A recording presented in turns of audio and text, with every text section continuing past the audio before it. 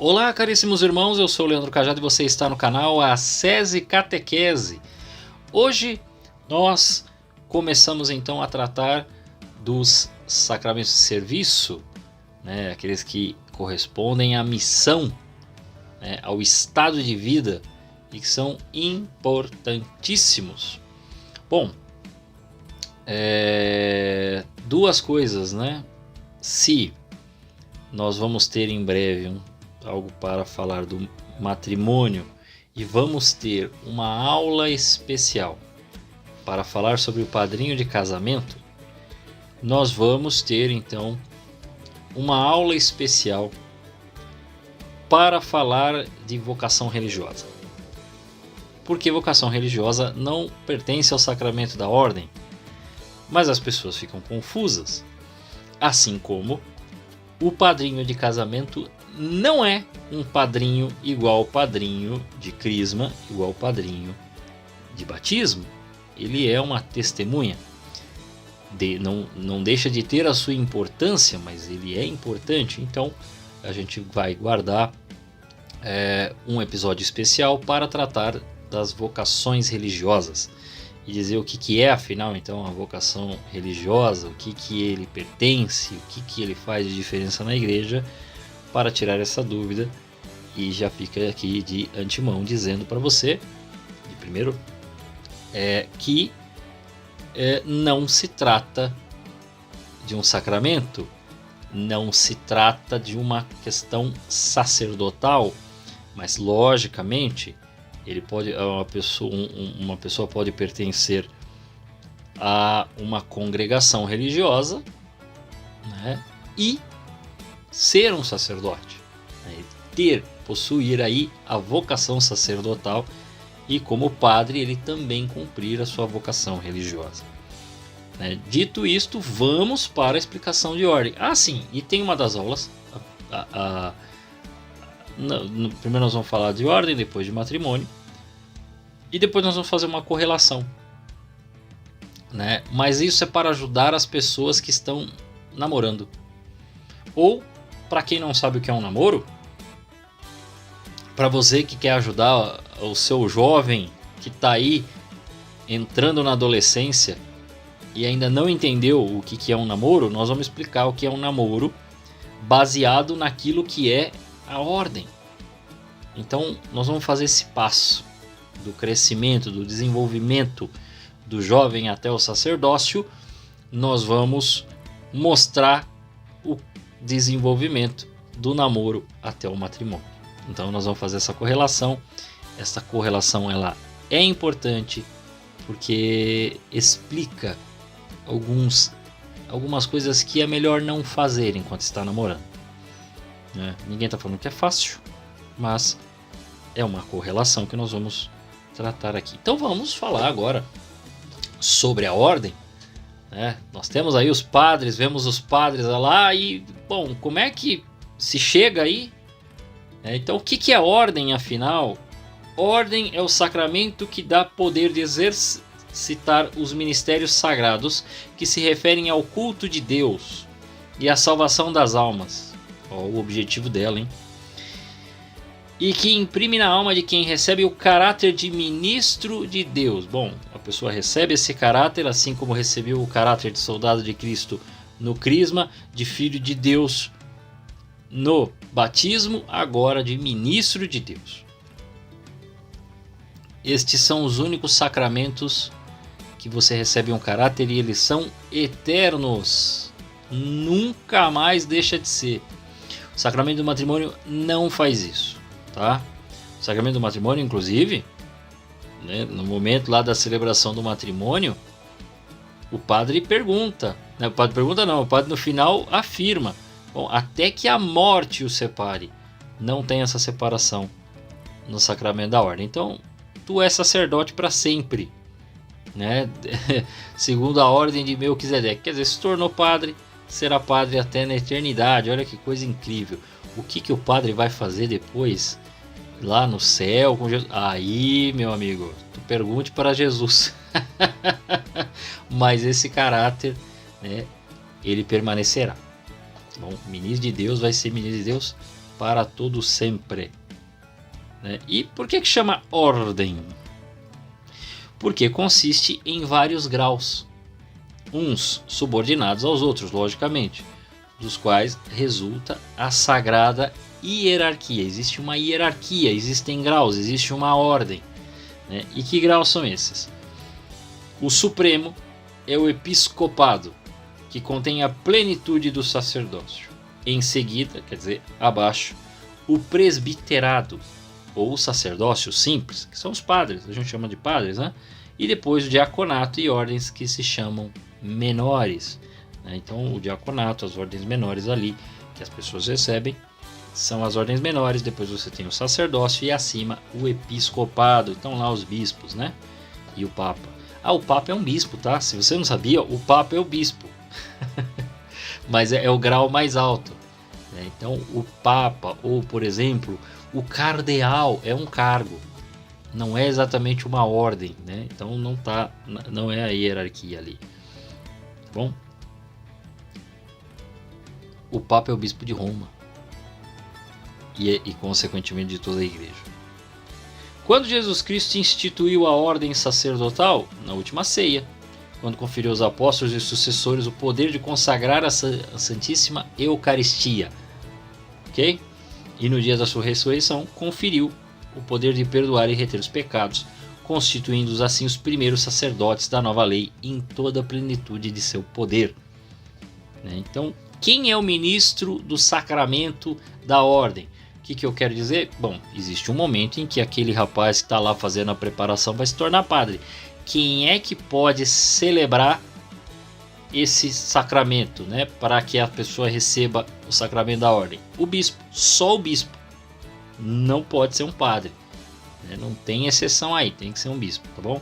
E é grande a dignidade do sacerdócio cristão? A dignidade do sacerdócio cristão é muito grande, pelo duplo poder que lhe conferiu Jesus Cristo, sobre o seu corpo real e sobre o seu corpo místico, que é a igreja, e pela divina missão confiada aos sacerdotes de conduzir todos os homens à vida eterna. Meus irmãos, eu vou fazer aqui, mas não é uma coisa... porque às vezes quando a gente fala aqui, e nós estamos falando de padre, né, então aí fica aquele medo, vai criar polêmica, não, nós não vamos xingar ninguém. É assim, é necessário entender que a função principal dos padres é levar as almas dos fiéis ao céu. Os padres são, até o nome já lhe remete a pai, né? Então eles são pais espirituais. A paróquia ao qual eles habitam é onde eles formam a família deles. É necessário formar uma família espiritual. Hoje, talvez, e não é uma crítica, tá? Não é uma crítica às pastorais ou aos movimentos, longe disso. Mas é necessário que mesmo com as pastorais, mesmo com os movimentos, mesmo com as disposições e atividades que temos aí há pouco mais de 50, 60 anos, não que não tivéssemos atividades, haviam congregações, haviam as terceiras ordens, que são a partir das ordens religiosas, aquelas ordens dos leigos, das famílias e tudo mais, houve pessoas auxiliando o serviço do altar, sempre houve isso, né? Mas esse negócio pastoral realmente é uma coisa mais nova e explodiram movimentos aí depois da década de 60, 70.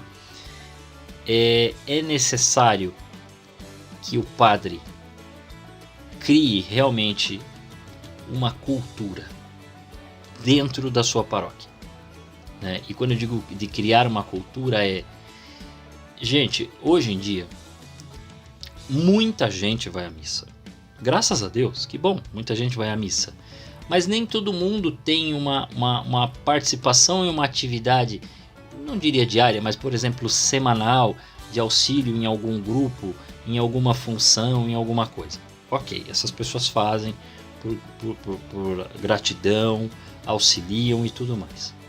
Isso aí é o primeiro ponto. Só que isto não pode ser apenas isso. Vou explicar. Se você tem a sua atividade pastoral, litúrgica, né, de auxílio ao altar, da participação de missão em algum movimento. E aí a gente tem vários movimentos ali que ajudam, né, que estão lá na evangelização semanal, de pregação ou de música, de alguma atividade. Isto é importante, ok? Você está lá fazendo, mas é necessário que o padre crie uma cultura nesta família espiritual e não só fique ordenando e organizando, inclusive os catequistas, tá? Ordenando e organizando estas atividades e aí conduzindo, por exemplo, para festas do padroeiro, para quermesses ou para algum evento que tenha a função de arrecadar dinheiro para uma reforma paroquial e tudo mais. Tudo isso acontece em todas as paróquias, tá certo? Mas é importantíssimo que o padre primeiro compreenda que todo aquele monte de gente que vem para as missas, nem todo mundo é a comunidade, né? Tem muita gente e não tem nenhum pecado nisso, tá? Tem gente que fica às vezes dizendo que é um pecado e tudo mais. A pessoa não participar ativamente da paróquia não tem pecado nenhum. Tem pecado nenhum. O pecado é se você, diante do teu estado de vida, você não cumpri-lo. Então, se você, por exemplo, como nós estamos aqui num canal de leigos para leigos, se você tem a sua atividade pastoral, mas você é casado e você não cuida da sua casa, ou você tem a sua profissão, né? Então a sua obrigação de Estado é cumprir a tua profissão, é ajudar a sua família. Se isto você não está fazendo, você está cometendo um pecado. Por quê? Porque você está errando o alvo. E muito provavelmente a igreja está servindo como um esconderijo diante de uma frustração, de alguma situação que você viveu, né? Ou está vivendo e você está se escondendo dela. Não, você precisa cumprir as suas funções às quais você tem o chamado, tá bom? Então, essa é a primeira dica que a gente precisa dar, isso para o leigo. Para o padre, ele precisa criar e conduzir esta comunidade, ou seja, aqueles que na paróquia matriz ou nas comunidades realmente têm atividade, e fazer com que estas pessoas se crie uma cultura. Quando eu digo de se criar uma cultura, eu também não estou falando de atividades, porque a ideia é não criar um ativismo. A ideia é que estas pessoas comecem a ter um modo de vida ao qual eles possam auxiliar uns aos outros, e com isso você começa a ver esta comunidade crescendo em oração, as famílias se reúnem mais para celebrar, para participar das coisas, existe um maior grau de amizade e de cooperação entre as famílias, inclusive nas profissões, porque às vezes algumas pessoas são prestadores de serviço e podem auxiliar estas famílias, às vezes em serviços da casa, porque um deles é eletricista, por exemplo, o outro é pedreiro, o outro é sapateiro, e assim vai, ok? E com isto você começa a ver estas pessoas compartilharem os seus dons, as suas capacidades e às vezes até de auxiliarem na questão da educação das famílias, cujo qual famílias começam até ter mais coragem para ter mais filhos, né? E haver realmente a possibilidade do padre conduzir estes grupos, estas pessoas, em retiros onde ele possa dar direcionamentos espirituais, porque a função principal do padre é conduzir os homens à vida eterna.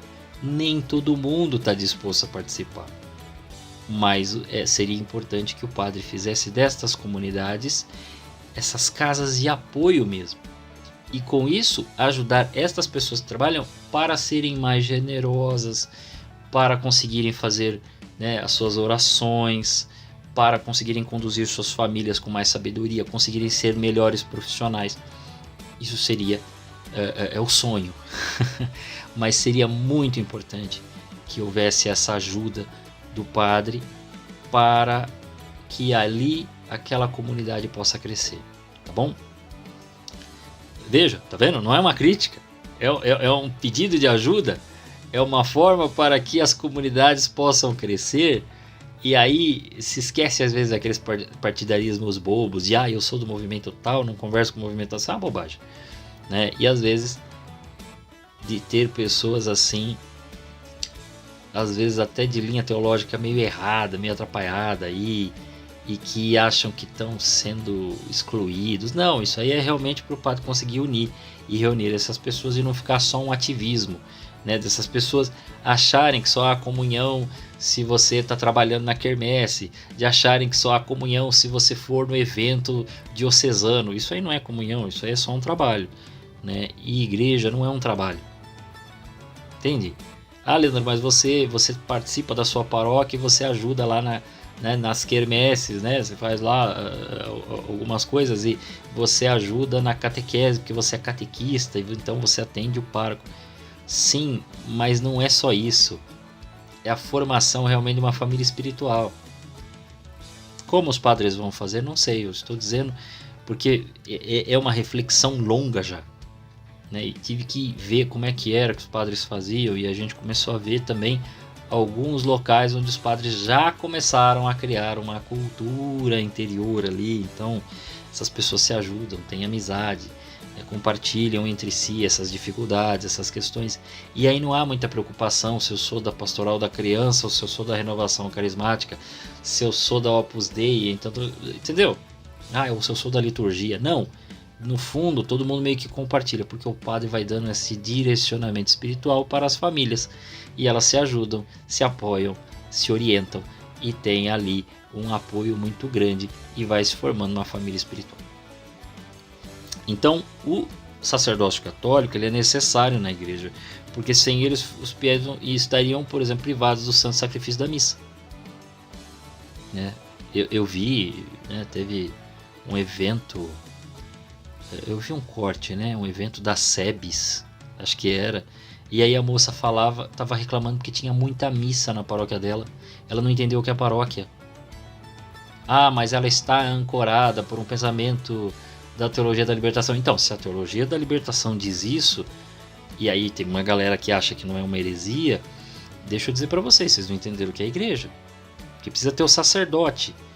Mas o leigo e a leiga precisa celebrar. Não, a gente não precisa celebrar não, meu amigo.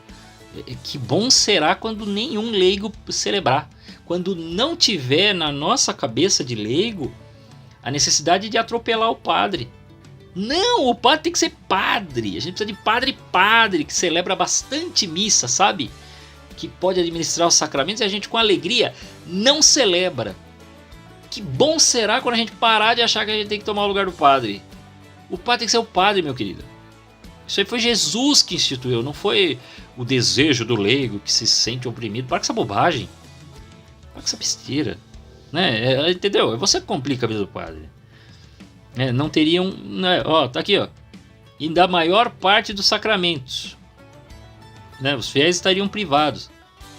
Meu amigo, não é uma questão política, é só questão espiritual. Foi Jesus que determinou, não é você, não é a politiquinha que você faz com o seu grupinho. Não teriam quem os instruísse na fé. A primeira instrução, a primeira obrigação, Santo Agostinho já falava, obrigação do bispo, né, para conduzir o seu povo é explicar o evangelho. Tudo bem, a gente sabe que hoje em dia os bispos acabam tendo muitas funções sociais, até de ter que falar com o prefeito. Isso acontece, gente, né? Tem bispos que às vezes é legal quando você ouve isso, que ele fala assim: puxa, eu queria estar mais com o meu povo, e muitas vezes eu tenho que estar na burocracia, porque eu tenho que ir falar com o governador, eu tenho que falar com o prefeito. Eu imagino que até para eles deve ser muito chato, né? Porque tem que vir, eu vou receber, né, não sei quem. Ele gostaria de estar com o povo.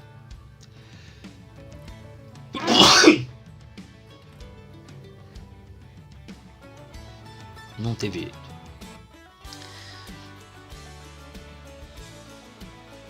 Ele gostaria de estar com o povo. E não tem jeito. Ele tem que estar lá fazendo às vezes funções sociais. Por quê? Porque a igreja é muito grande, abarca muita coisa, tem contato com governos. É a coisa, né? E aí nós ficaríamos, se ele não pudesse celebrar, não pudesse trazer os sacramentos, como ovelha sem pastor, à mercê dos lobos. Em suma, não existiria igreja como Cristo a instituiu. Cristo instituiu a igreja assim, com os padres, né, com os bispos. Dessa maneira, eles que celebram. Então, esses encontros são um erro. Né? Esse negócio de, não, vamos dar mais poder, precisamos ter mais leigo, ter espaço. Não precisa não, diminui o espaço. Mas vamos colocar a mulher para coordenar também. Não põe. Vamos colocar uma mulher para coordenar a comunidade. Não. Mulheres, neguem esse pedido. É sério, eu tô falando sério. Neguem quando vier bispo, padre. Não quero. Por quê? Porque a função é sua. Eu, homens e mulheres leigos, assim, eu tenho minha família, eu tenho que trabalhar para pôr dinheiro em casa e para fazer minha função bem nesta terra, para levar minha família para o céu. A sua é fazer a igreja, a família espiritual, ir para o céu. Então não se trata de não, os leigos estão sem espaço. Tem esse espaço, não. Melhor que a gente fica sem espaço, porque a gente só atrapalha às vezes. Neste ponto, não estou dizendo que o leigo atrapalha, mas neste ponto, quando o leigo quer cargo, quando começa a se falar da mulher ter cargo disso e daquilo, porque fez teologia, não dê esses cargos, parem com isso, não precisamos. O leigo não precisa, porque nós vamos acabar atrapalhando, vai criar uma ideia de democracia dentro da igreja e aí a coisa vai se perder. Então não façam isso.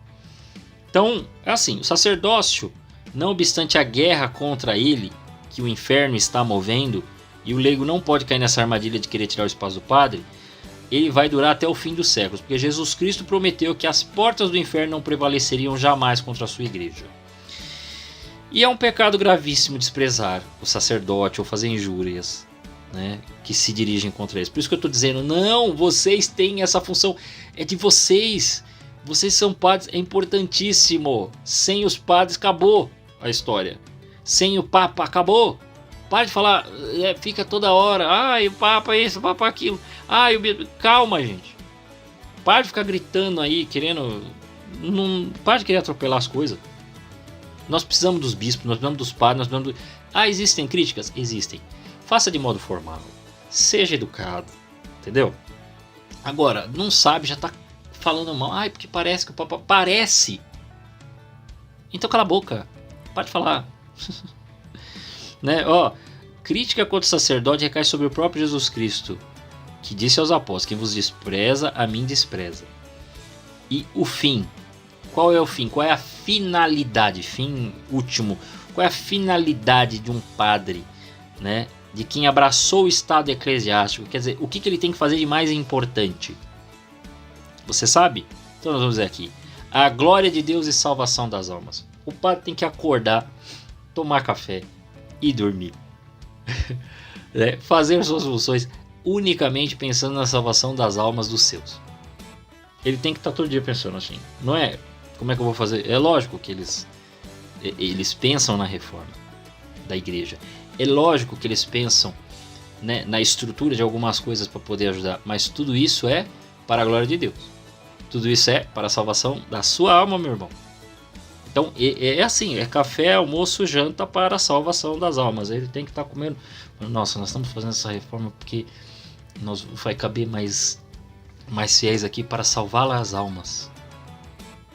É aquela cabeça do São João Maria Vianney. O homem, até para comer, para almoçar o almoço dele, que era, o homem jejuava quase todo dia, ou todo dia, era pensando como ele ia fazer para que as almas daquele lugar fossem salvas. É isso. Não tem outra coisa para o bispo, para o padre, para o papa pensar. Tem que estar pensando diariamente na salvação das almas, né? Nelas encontrarem Nosso Senhor. É isso. Então quem abraçou o estado eclesiástico deve unicamente a glória de Deus e a salvação das almas. E o que é necessário para entrar no estado eclesiástico? Ter a vocação, né? Tendo essa vocação divina, entrar. Então, o que tem que saber o cristão? Saber se ele tem ou não, né? Se ele está sendo chamado para o estado eclesiástico. catecismo dá algumas dicas aqui. Primeiro, ele tem que rezar. Ele acha que tem, então peça fervorosamente para que Nosso Senhor manifeste a vontade. Um detalhe, isto não virá com uma voz assim: filho, estou te chamando para o sacerdócio. Não vai acontecer. As luzes não vão se desligar, vai vir assim, aí vai falar. Não vai vir isto. Isto não vai acontecer dessa maneira. Mas, de certo modo, sinais começam a se apresentar na vida do jovem, do adulto, para este estado eclesiástico. Segundo, tome conselho, se possível, com o bispo ou com um padre que possa dar uma direção sábia e prudente para você. Converse com seu padre, converse com alguém que seja de confiança e que possa lhe direcionar para que você possa ser aconselhado por um padre. E você vai ter que falar com um padre propriamente, para que ele possa observar como você é, as intenções, as suas vontades, e então lhe dar direcionamento para ver se é isso mesmo. Por quê? Porque muita gente pode ter alguma aspiração, até Dom Bosco fala que de 3, um tem, um não tem, um outro teria e não teria. Quer dizer, teria vocação sacerdotal, mas também teria vocação para ser casado. Ok. Então é sempre bom conversar para ver aqueles sinais, aquelas qualidades próprias dos padres. Examinar com diligência se tem a aptidão necessária para os estudos. Sempre bom lembrar que os padres, o mínimo, porque alguns fazem até mais, pelo menos 2 faculdades, filosofia e teologia. Além de outros estudos, além de algumas capacidades e algumas qualidades que precisa se ter até para mover no altar ali, para os ministérios e para as obrigações desse estado. Lembrando que também não é só o estudo, eles vão ter que compreender como lidar com pessoas, como falar em público. Tem todas essas qualidades que você vê que o padre precisa ter. Eles falam em público, eles têm que lidar com muita gente. Existem alguns atendimentos que não são apenas de direção espiritual, mas são atendimentos mais burocráticos. Fora as conversas do dia a dia com a sua comunidade, com outros padres, com o próprio bispo e com outras autoridades que muitas vezes estão na cidade, como vereadores, prefeitos, no caso dos bispos, às vezes até o governador, às vezes até o presidente da república, ou até mais, e às vezes até contato com outros grupos episcopais, conferências e grupos específicos, e o próprio Papa. Então é importante saber e compreender todos esses diálogos aí. A gente acaba não tendo, até por ser leigo, a gente acaba não tendo a noção do tamanho.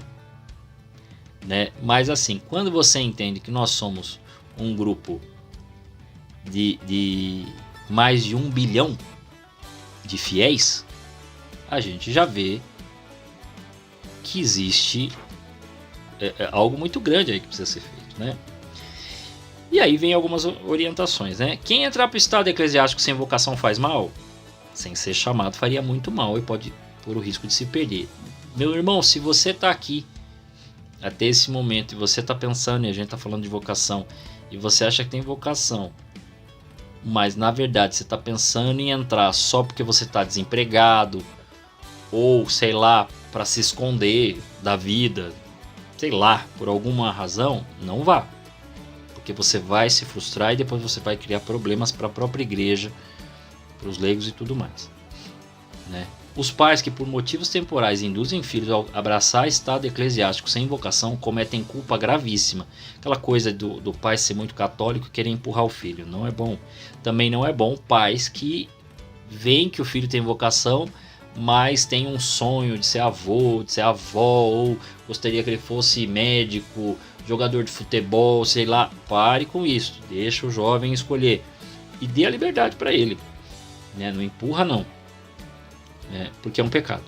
Usurpa o direito que Deus reservou exclusivamente para si de escolher seus ministros, e porque põe os filhos em risco de condenação, tanto para quem quer quanto para quem não quer, tanto para quem tem quanto para quem não tem a vocação. Não façam isso. E quais são os deveres dos fiéis para com aqueles que são chamados às ordens sacras?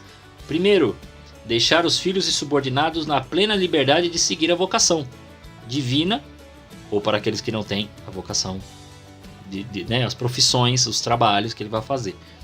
Pedir a Deus que se digne conceder à sua igreja bons pastores e ministros zelosos, e até foram instituídos para este fim os 4 jejuns têmporas. Aqui eu não sei, tá?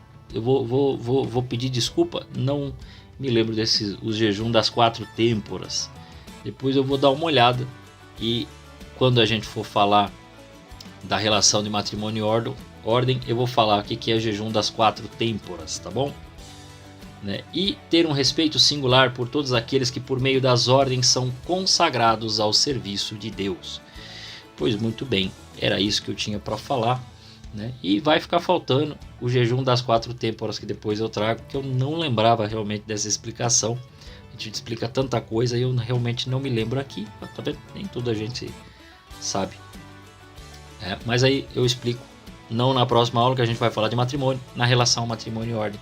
Eu falo o que é jejum das 4 têmporas logo de início, tá bom? A todos vocês, que Deus os guarde.